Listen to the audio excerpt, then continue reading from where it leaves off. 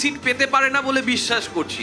ফলে আমি ওয়েট করব আগামী আরও কিছু রাউন্ডের জন্য, কিন্তু এত স্লো কাউন্টিংটা কিন্তু কিছু সন্দেহের স্বাভাবিক জন্ম দিচ্ছে যে কোথাও গিয়ে একটা নার্ভের জায়গা। আমাদের যে অভিযোগ ইলেকশন কমিশন কিছু কাজ করছে বিজেপির হয়ে, সেই অভিযোগটা কতদূর হয় সেটা আর একটু ওয়েট করা দরকার। আমি একবার পুরুলিয়ার ছবি দেখতে চাইবো।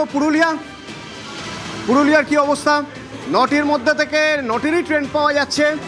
তার মধ্যে 8টিতে বিজেপি এগিয়ে আছে, 1টিতে তৃণমূল এগিয়ে আছে। ইন্দ্র রয়েছেন কাউন্টিং সেন্টারের বাইরে থেকে সরাসরি। ইন্দ্র, কত রাউন্ড গণনা হলো এখনো পর্যন্ত?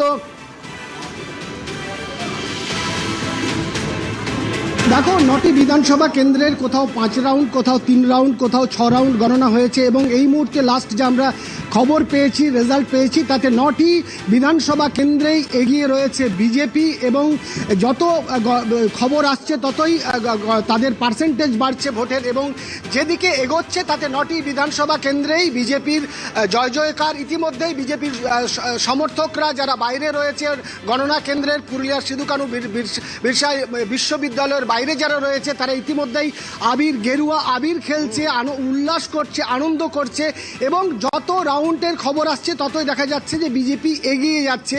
যদিও এই মুহূর্তে বিজেপির 9টি রাউন্ডেই বিজেপি এগিয়ে আছে, 9টি কেন্দ্রে বিধানসভা কেন্দ্রেই বিজেপি এগিয়ে আছে। যদি পুরুলিয়ার যে 9টি বিধানসভা কেন্দ্র ছিল তার 6টি বিধানসভা কেন্দ্র বিজেপির দখলে ছিল 2021-এ এবং 3টি ছিল তৃণমূলের দখলে। এবারে একেবারে বিজেপি এখানে আরো অনেক ভালো ফল করতে চলেছে আর্লি ট্রেন্ড অনুযায়ী অন্তত। ধন্যবাদ ইন্দ্র। শ্রমিক দাশগুপ্ত, এইবারের ভোটে এখনো পর্যন্ত ধরে নিচ্ছি আর্লি ট্রেন্ড, ধরে নিচ্ছি স্লো কাউন্টিং হচ্ছে, কিন্তু তারপরেও এটা মানতেই হবে যে 2021-এর ফল আপনাদের হতাশ করেছিল। ভোট পার্সেন্টেজ হয়তো বেড়েছিল, সিট আপনারা আরও বেশি পাবেন ভেবেছিলেন। সেই জায়গা থেকে এবার বোধহয় আরও সুবিধাজনক জায়গায় মনে হচ্ছে। কতগুলো জিনিস বলি। প্রথম হচ্ছে, যদি 2021-এ এবারের মতো ফ্রি অ্যান্ড ফেয়ার ইলেকশন হতো তাহলে কী ফলাফল হতো বলা যায়। দ্বিতীয়ত, নরেন্দ্র মোদীজির নেতৃত্বে এই জয়টা এসছে, সাধারণ মানুষ সেই বিশ্বাসটা রেখেছেন এবং আমাদের নেতার ওপর সেই ভরসাটা আছে।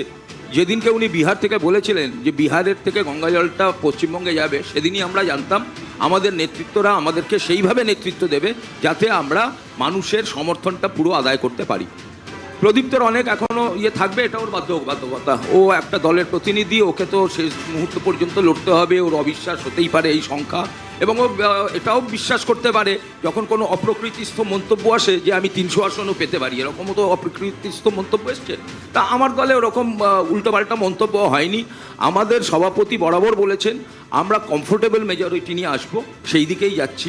আমি প্রণাম জানাই পশ্চিমবঙ্গের সমস্ত মানুষকে। এই জয় হচ্ছে জনসাধারণের জয়। তৃতীয়, আমি যেটা বলবো, দীর্ঘ 7 বছর ধরে আমি আমার দলের মুখপাত্রভাবে এসেছি। আমি দেখেছি বিভিন্ন বিরোধী দল এবং বিভিন্ন channel, including you, don't mind, তারা আমাদের কর্মীদের এবং ভোটারদের মনোবল ভাঙার জন্য প্রতিনিয়ত বলে গেছে যে বিজেপির সংগঠন নেই। আর আমি অন্তত বলেছি এবং আমাদের দলের অন্যান্য নেতারাও বলেছে আমাদের সংগঠন হচ্ছে। আপনি বললেন ঠিকই, এক মিনিট, আমি শেষ করিনি ভাই, আমি শেষ করিনি ভাই। সরাসরি বলছেন, আপনি সরাসরি বলছেন, এটা হতে পারে না। বিতর্কে হয়েছে এবং আমি কি উত্তর দিয়েছি, আমি পরিষ্কার বলছি। আমি বলেছি যে আমাদের সংগঠন মানে তোলাবাজ নয়, আমাদের সংগঠন সাধারণ মানুষের। মমতা বন্দ্যোপাধ্যায় কি বার্তা দিচ্ছেন একবার শুনবো চট করে। সবাইকে নমস্কার জানিয়ে বলছি, প্লিজ দয়া করে কেউ কাউন্টিং এজেন্টরা এবং প্রার্থী ক্যান্ডিডেটরা তারা ভোটিং এলাকা ছেড়ে আসবেন না। স্ট্রং রুমে যেখানে কাউন্টিং হচ্ছে, মানে সেন্টারে, সেখান ছেড়ে কেউ আসবেন না। এটা বিজেপির প্ল্যান। প্রথম 2-3 রাউন্ডে আমি কালকে থেকেই বলছি যে ওদেরগুলো আগে দেখাবে, আমাদেরগুলো পরে দেখাবে, এবং অনেক জায়গায় 2-3 রাউন্ড কাউন্টিং করার পরে